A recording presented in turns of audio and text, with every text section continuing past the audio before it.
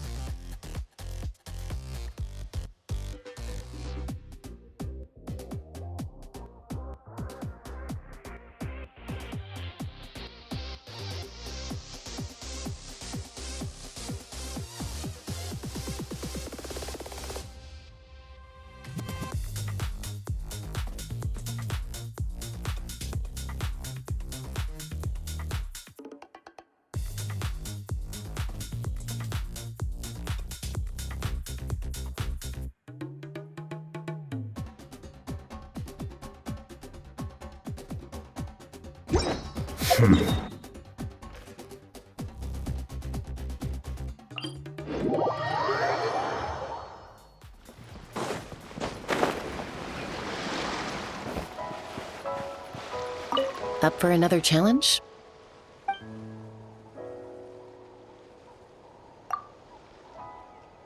Sure, let's go with that.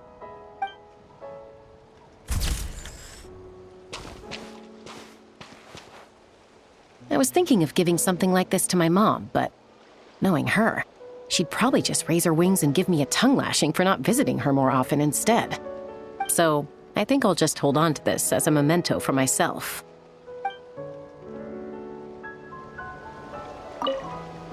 Up for another... All right then, let's...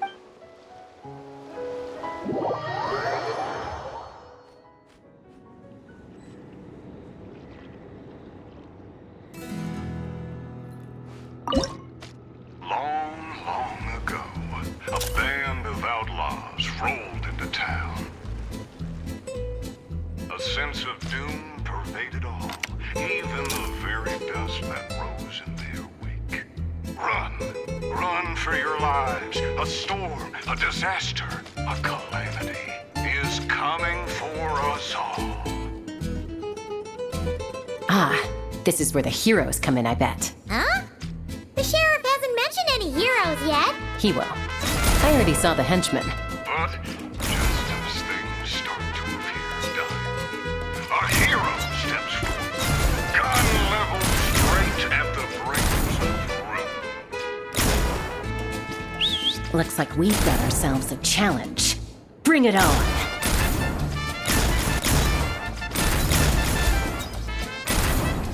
And from that day 24th, the townsfolk lived happily ever after. Still a bit stiff?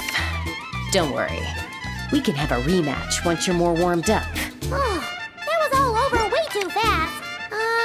Why does it seem like the real storm, disaster, or calamity that rolled through here is you?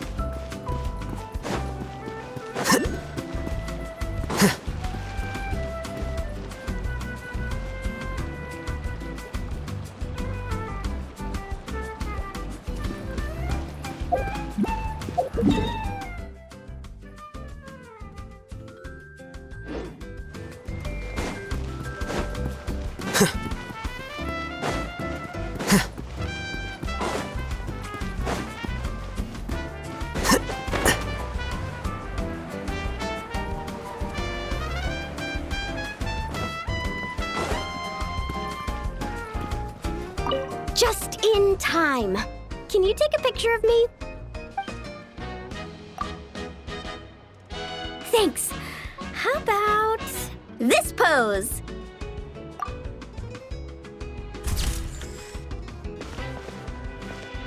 Let me see. Wow, it turned out great! You got the angle and composition just right. Thanks a bunch.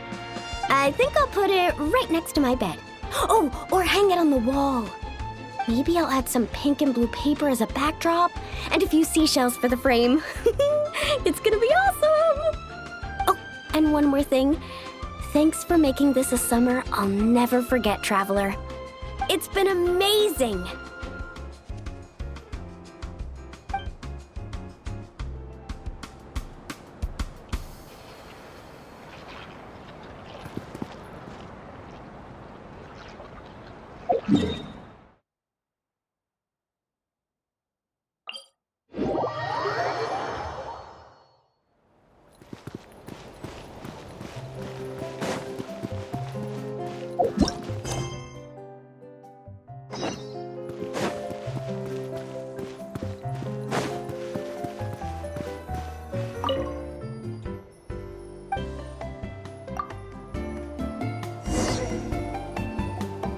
Morning, Traveler! Morning, Paimon! Thought I'd come over and say hi, puffer, floaters, and all.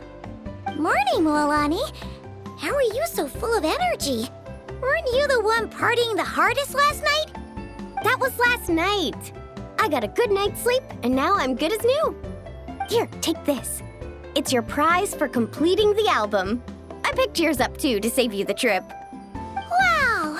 Thanks, Mualani. That was so nice. When it comes to helping people, a good guide always thinks one step ahead, right?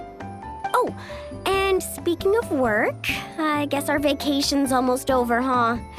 Probably for the best. If I don't head back soon, I'm worried my little doggy won't even remember me. And after talking to the others, it seems like everyone is just about ready to get back. Some are missing their families. Others are going through dandelion wine withdrawal, I guess. Even Chaska seems to be feeling it. Not that she'd ever admit it, but I have noticed her gazing back towards the Flower Feather clan at night. But summer's not over yet, so I say, we squeeze a few more unforgettable moments into the time we've got left. Like another group photo. Hey, how about taking one right here? After all this time, Paimon's grown kind of attached to this place. Great idea! Why don't you spruce up this wall, and I'll go gather the others. See you over at the plaza!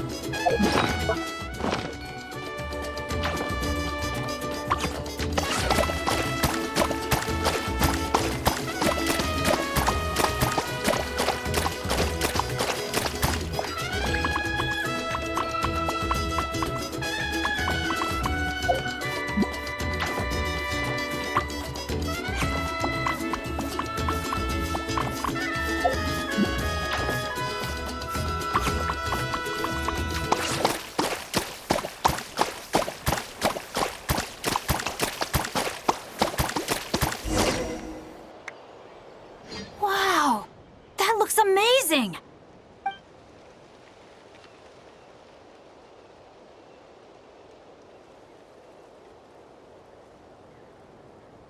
Guys, over here! We're gonna take a picture together! Oh, not bad, not bad. You're all looking full of energy this morning. Not a trace of bedhead or dark circles in sight. Whoa. You even look out for stuff like that? Well, what kind of guide would I be if I didn't pay attention to the details? Yeah, and what kind of bard would I be if I didn't appreciate a good drink? What's that got to do with anything? Somehow, though, I know exactly what he means. Do you really think that? Or are you just playing along to keep Tone Deaf Bard happy too? I see no harm in a bit of nonsense.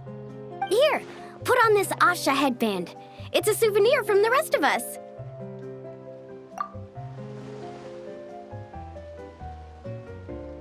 It really suits you. Alrighty then. 3, 2, 1.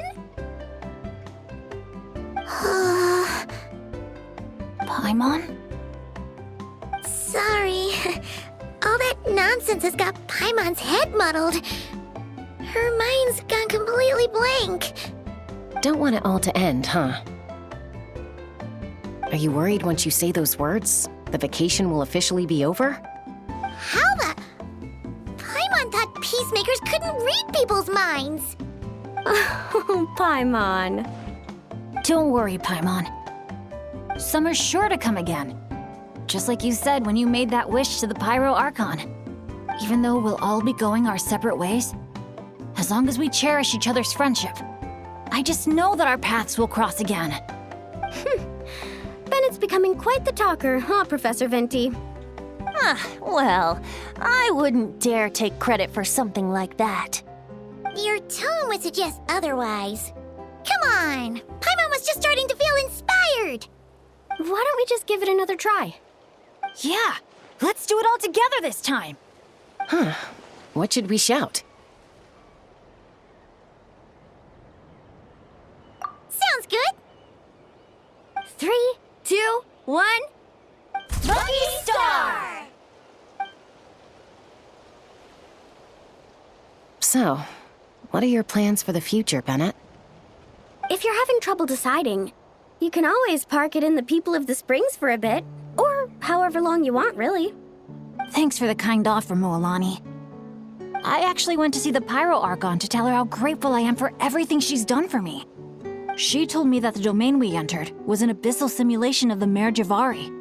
It was extremely unstable, and now it's completely gone.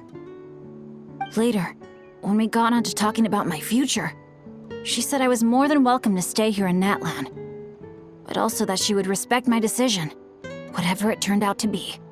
And after thinking it over, long and hard, I've decided to return to Mondstadt. You miss your dads, don't you? That's definitely part of it. I promised to tell them everything that happened on this adventure, and I can't go back on my word. But also, when I said goodbye to my mom and dad, I promised them I'd become the most legendary adventurer in all of Teyvat someday.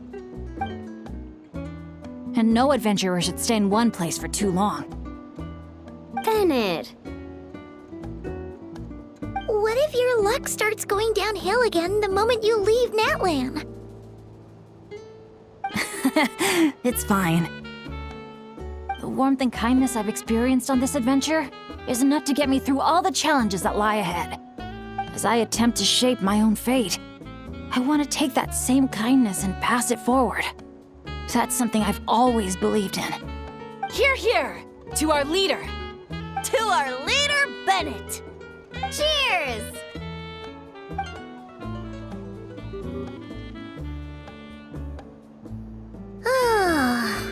This is gonna be another all-nighter, isn't it? The fun never stops. Who's up to perform next? Bennett's almost fallen asleep several times now. No.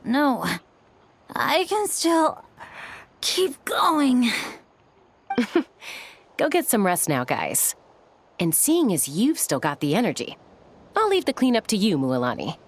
Huh? Why me? Traveler, perhaps you could join me for a walk? I know a great spot.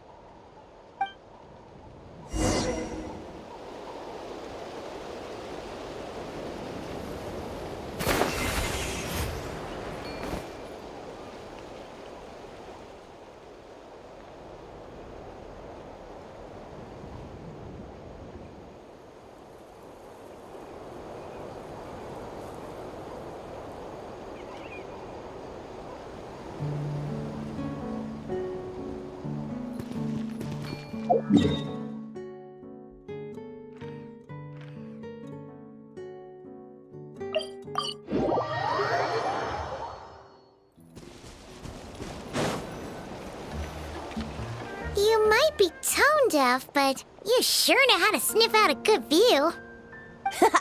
Glad you like it. Some stories aren't meant for the birds, only for the stars high in the sky. More like a story that begins with time itself. Long, long ago, time began to write the story of this world. To her, all living beings were equal, both in their value and in significance. Like an ancient scroll, she engraved upon her memory all people, all events, all encounters, and all farewells. Back then, as an animal spirit, I had a chance encounter with time at the Thousand Winds Temple. Hearing my wishes, she entrusted me with fragments of her power and authority.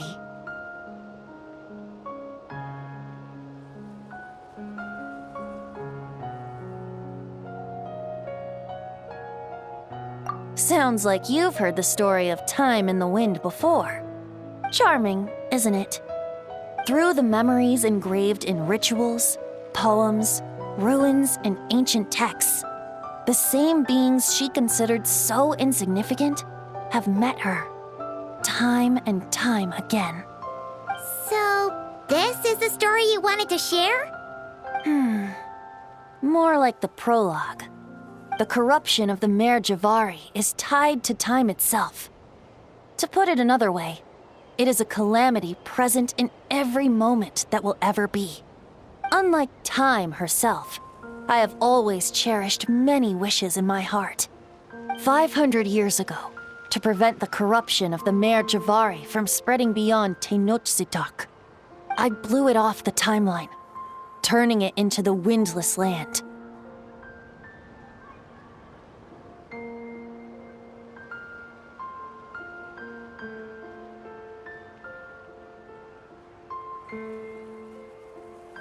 Oops, seems like I may have confused you. If you're asking about how the Mare Javari disappeared from Tenochtitlan 2 or 3 decades ago, there may be someone else better suited to tell that story. The Mare Javari has been the bearer of too many stories that weren't meant to be its own. I merely played a part in one of its chapters. And the choice I made 500 years ago came with a price. Some souls were unable to return to Mondstadt as a result, while others stayed to settle in this land, merging with the Monitu to become the Asha we see today. So the reason you're here in Tenochtitlan is because... correct. I'm here to collaborate with the current Pyro Archon, Mawika. Correct again. The flame was our signal. Only by having Mawika open a rift between that space and the true Mayor Javari could I sneak in and bring back all the souls who wish to return. As for my little trick of bringing back memories as well, it's not the first time I've pulled that off. Mawika also mentioned that you were planning to introduce us. Looks like I beat you to it, huh? I was glad to discover that she shares my love for fine wine and freedom. We got along great. Well, it really took it out of me for a few days.